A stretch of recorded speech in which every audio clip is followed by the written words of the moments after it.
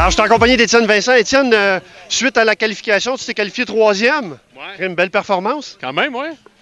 Puis là, tu sautes un tour parce que tu t'en vas en direct avec. Tu un passe droit finalement. Tu t'en vas direct en ronde numéro 2. Alors, c'est quoi ta stratégie pour la ronde numéro 2?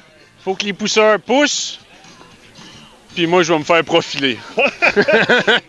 C'est ça. Donc, l'idée là-dedans, c'est d'aller chercher de l'aérodynamisme. Ouais, avec ce qu'on peut faire avec une pitoune format géante, on va. C'est ça, c'est en plein ça. Tu l'as dit. Ça peut pas être plus clair de ce que tu as dit. On se voit tantôt. All right, merci Dario. Je suis en compagnie de Maxime Vincent. Maxime, suite à la première qualification, dans ton cas, tu t'es qualifié en queue de peloton. Alors, tu te dois de faire la prochaine ronde. C'est quoi ta stratégie pour la prochaine ronde? Je mange pour être plus pesant. Mais il y a des points de données pour le spectacle aussi, hein? Moi, je mise beaucoup sur cette facette de la compétition. Fait qu'on devrait avoir un peu plus de spectacle la prochaine ronde. On va essayer de faire un show. Ben, super. Félicitations, puis on se revoit tantôt. Merci mon lapin.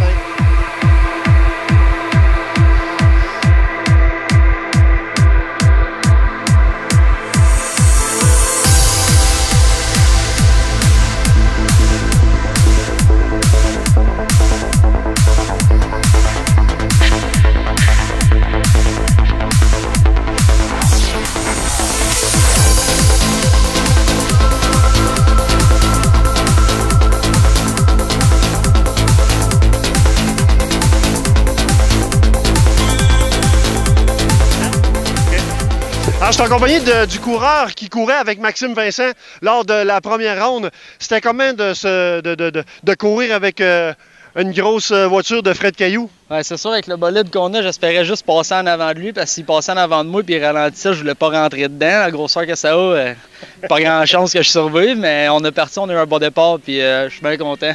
Mais t'avais peur au départ parce que tu te sentais petit? Hein? Ouais, ben c'est sûr, là. Lui, mettons, s'il fait juste l'échapper un peu, il peut me pousser dans les barrières à grosseur puis à la pesanteur que ça a, sûrement, là. Fait que j'aimais mieux pas prendre de chance, puis les gars en haut ont donné une bonne poussée, fait que je suis bien content. Félicitations. Merci.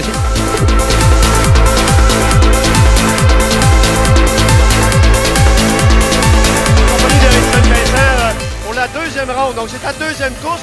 Avec la qualification de ce matin, ça t'a donné un passe droit, donc tu es directement à la deuxième ronde. Voilà. Tu te prends contre la boîte à savon de Ticoc. Comment tu te sens là?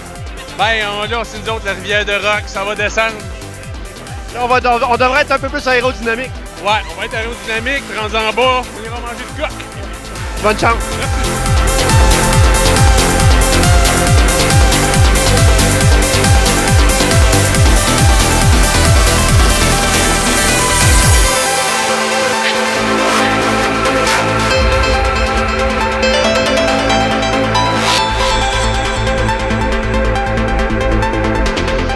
Alors, je suis avec les pousseurs d'Étienne Vincent, Nelson et puis Tommy. Comment ça s'est passé? Parce que vous avez tout donné finalement. On a tout donné. Ouais, on a pas lâché. Je veux dire, regarde, non. On a donné ce qu'on a pu. Évidemment, c'était ça qui est important, donner une bonne poussée pour que le coureur soit en première position. Ouais, c'est sûr que la voiture voisine avait l'air très compétitive à la base. Fait que nous, qui est un petit peu plus artisanal, je pense qu'il fallait donner l'effort supplémentaire. Puis je pense que c'est ce qu'on a fait aussi. Effectivement, Étienne est rentré premier sur cette vague-là, donc on devrait le voir en demi-finale. Alors, on vous laisse vous reposer, puis on se revoit sur la prochaine vague. Merci beaucoup. Merci, les gars. Yes. Je suis avec le pilote qui a couru en deuxième ronde contre Étienne Vincent, dit Arthur Laroche. Est-ce que tu espérais de le rattraper pendant la course? Ouais, en fait, on est arrivé pas loin à la fin. On s'en venait à avoir 10 pieds de plus, on n'arrêtait pas pire, ou des meilleurs pousseurs. Ça aurait peut-être aidé ça aussi. Exactement. Finalement, c'est le poussage là, qui a fait la différence. Je pense que oui. Ben, on est là pour faire du fun. Félicitations.